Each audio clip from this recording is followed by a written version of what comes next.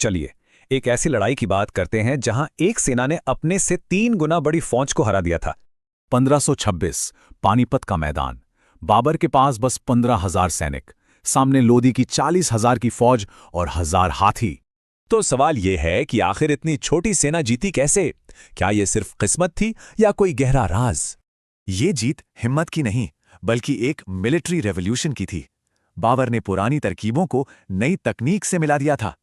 देखिए, बाबर से पहले भारत में जंग का मतलब था बड़ी बड़ी सेनाएं, घुड़सवार और खौफनाक जंगी हाथी। यहीं बाबर का जीनियस दिखता है। उसने सेंट्रल एशिया की तेजी को तोपों की विनाशकारी ताकत से जोड़ दिया। उसकी रणनीति का पहला हिस्सा था अरबा। ये गाड़ियों की एक चलती फिरती दीवार थी जो तोपों को बचाती थी। और दूसरा था तुलुगमा, मतलब दुश्मन को सामने से उलझाओ और किनारों से घेरकर खत्म कर दो। अब सोचिए, ये दोनों मिलकर कैसे काम करते थे। अरबा दुश्मन को फंसाता और तुलुगमा उन्हें खत्म कर देता। ये टेबल साफ दिखाता है कि दोनों की सोच में कितना फर्क था। एक तरफ नई तकनीक, दूसरी तरफ पुरानी रणनीति।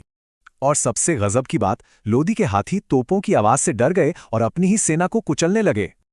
लेकिन बाबर सिर्फ एक कमांडर नहीं था, वो एक स्कॉलर, एक कवि, एक सच्चा रेनेसा प्रिंस था। उसकी आत्मकथा बाबरनामा दिखाती है कि वो अपनी नई जमीन को कितना गहराई से समझना चाहता था। उसने भारत को 4 बाग दिए, फारसी कल्चर को बढ़ावा दिया और एक शानदार साहित्यिक विरासत भी छोड़ी। तो एक मिलिट्री जीनियस और कल्चरल इंसान, पर असल में भारत में उसका शासन कैसा था? हैरानी की बात है, उसका राज सिर्फ 4 साल का था और वो भी लगातार लड़ाइयों में ही गुजरे। और यही बाबर का असली रोल समझना जरूरी है। वो एक विजेता पहले था, एडमिनिस्ट्रेटर बाद में। हाँ, उसने कुछ सुधार किए, पर वो सिर्फ एक शुरुआत थी, एक मजबूत नींव, पूरी इमारत नहीं। बाबर ने वो स्टेज तैयार किया जिस पर उसके पोते अकबर ने एक महान मुगल साम्राज्य बनाया।